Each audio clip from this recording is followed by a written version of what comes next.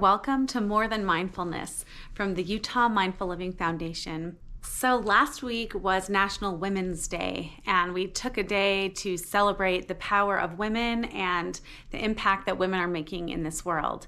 And so today I would like to talk about the energy of the feminine, the divine feminine that runs through all of us.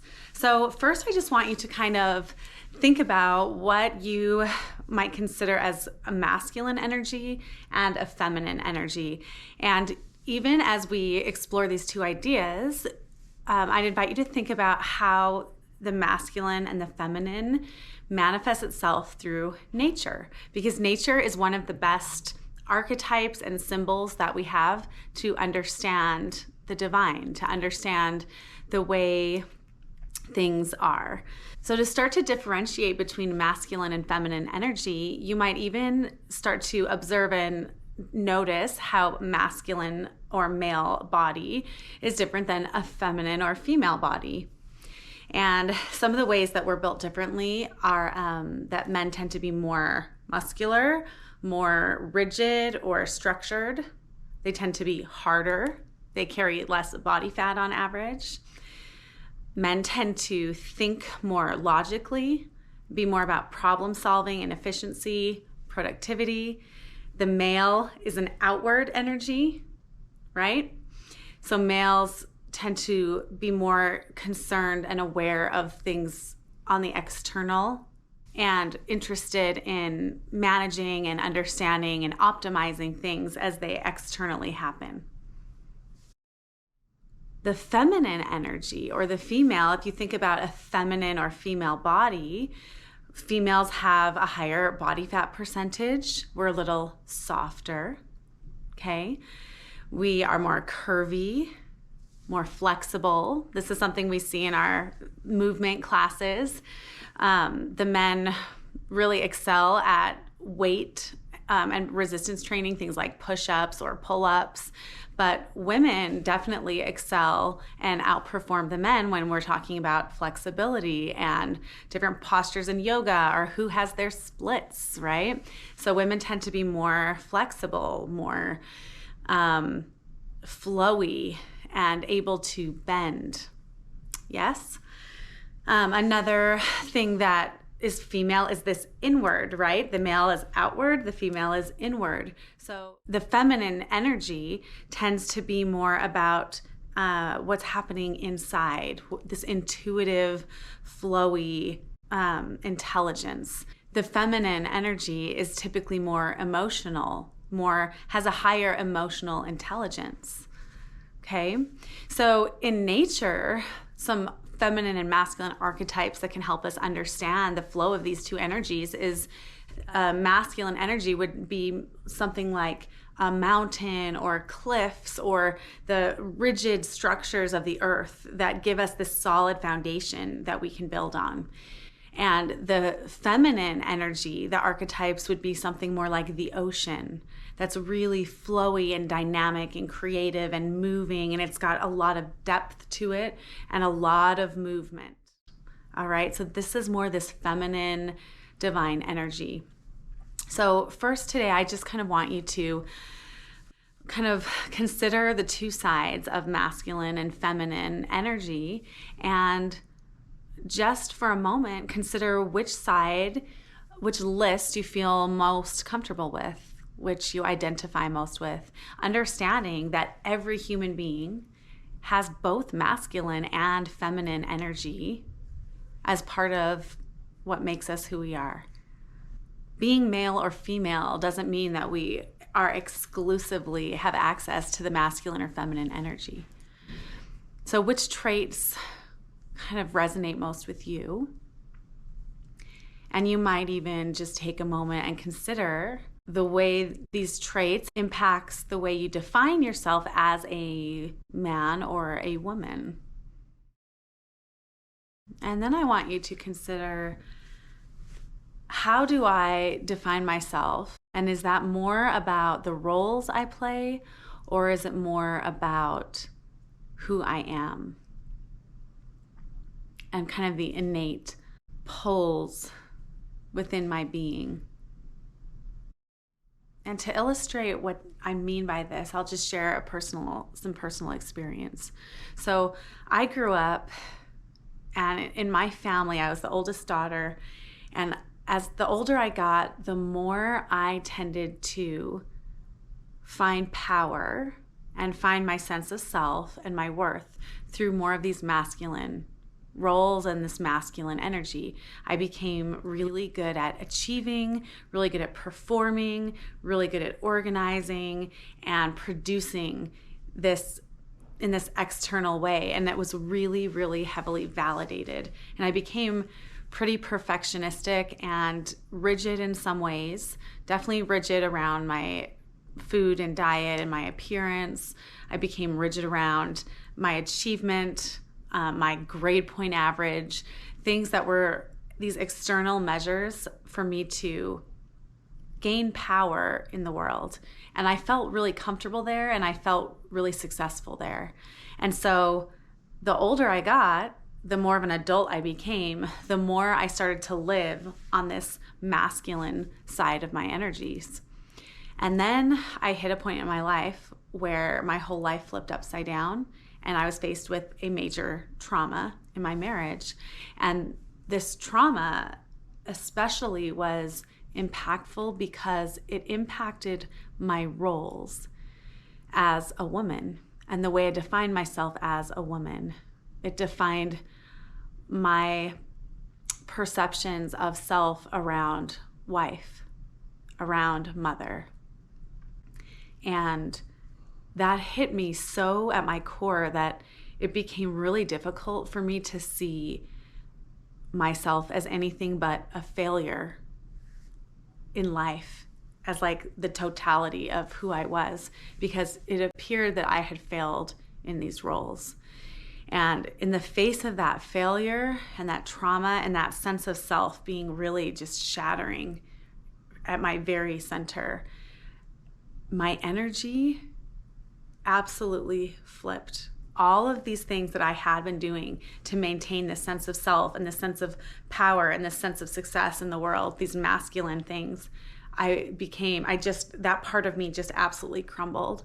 And all that was there, the only thing I had access to in this place of trauma was this very deep, very wild, very ocean-like feminine energy that was just these huge waves of powerful emotions that were running through me and bowling me over and sucking me down.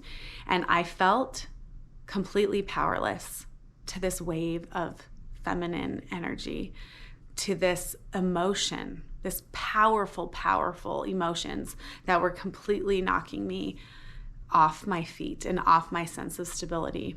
And at first, when I was in this place, I felt like these emotions were my weakness and they made me uniquely broken. I felt out of control and I couldn't do things even like go to the grocery store without spiraling down into tears at the tiniest little trigger, or I'd hear a song on the radio, or I'd see someone with a certain color of hair, and I was like in this pit of emotions that I couldn't get myself out of.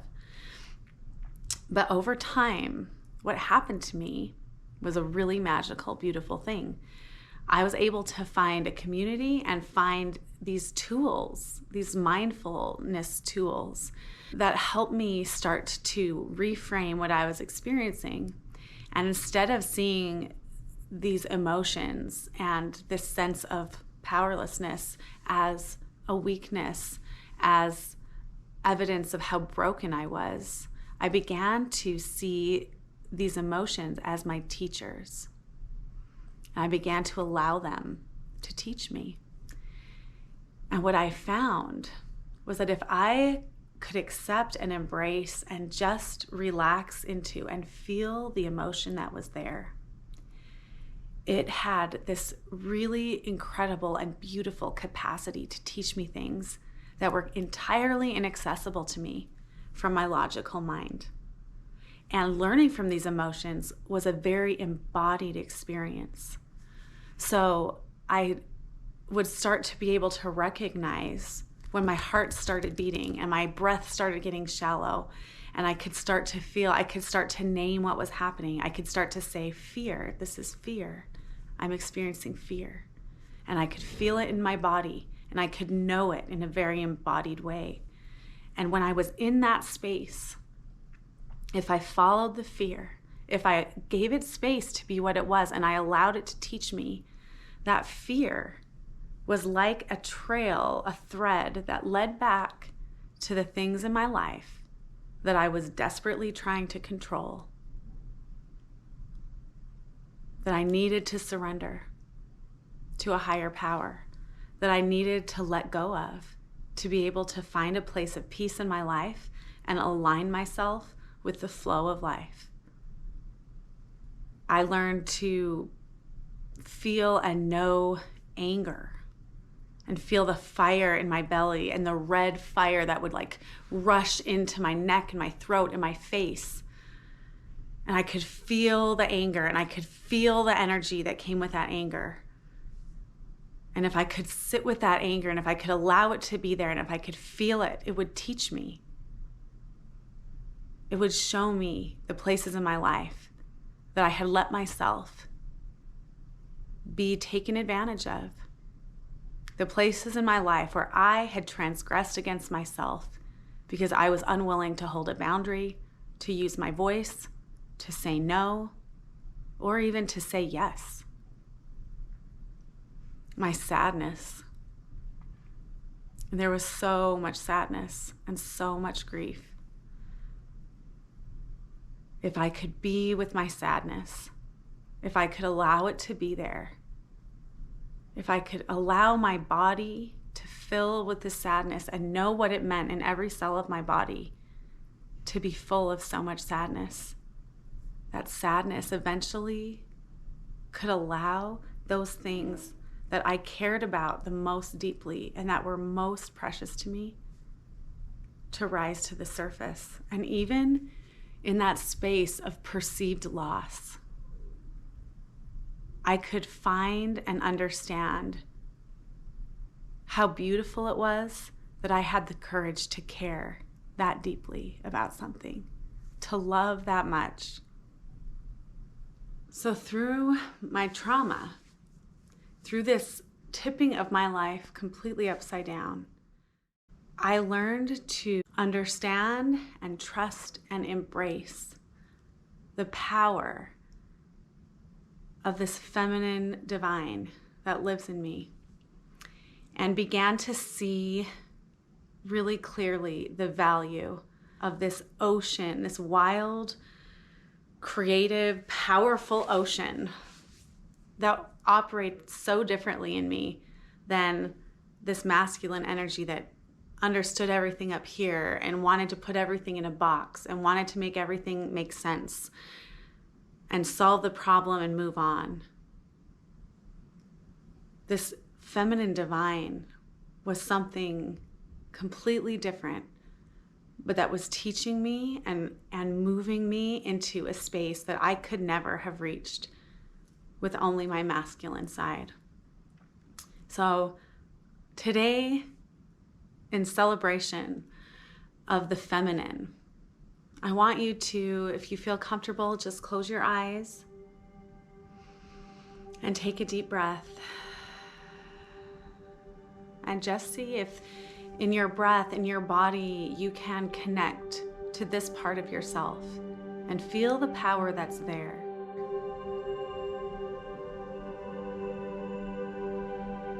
Acknowledging that we live in a man's world. You might for a moment just consider the ways that you grasp for power in this man's world. Are there places in your life where you feel like you're grasping in a way that doesn't serve for these masculine traits in order to claim some sense of power or legitimacy? Just notice what that question feels like in your body.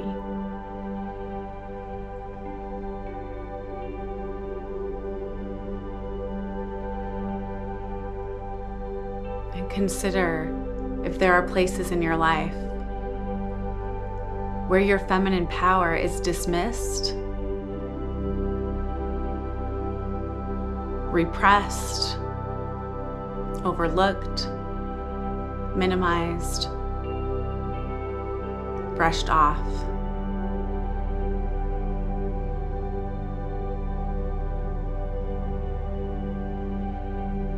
And just recognize that in your body. Where in your body do you feel that? Where in your life have you been unable to claim the power of the feminine divine that lives within you? And as we close, maybe one hand on the belly, one hand on the heart.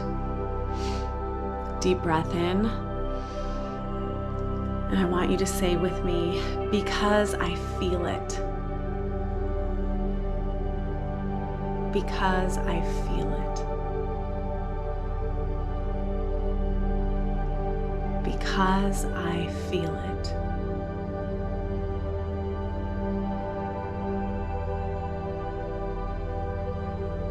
It is my humble belief that this feminine divine energy is lifting up, rising up. It is what the world is hungry for, is starving for.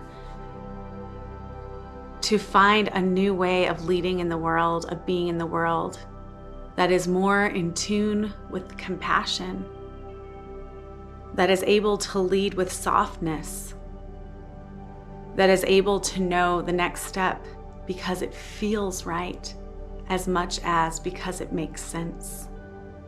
That the most evolved humanity is the humanity that knows how to use the masculine energy and the feminine energy together to serve our highest good, to serve our truest selves. Thank you for practicing with me today. Namaste.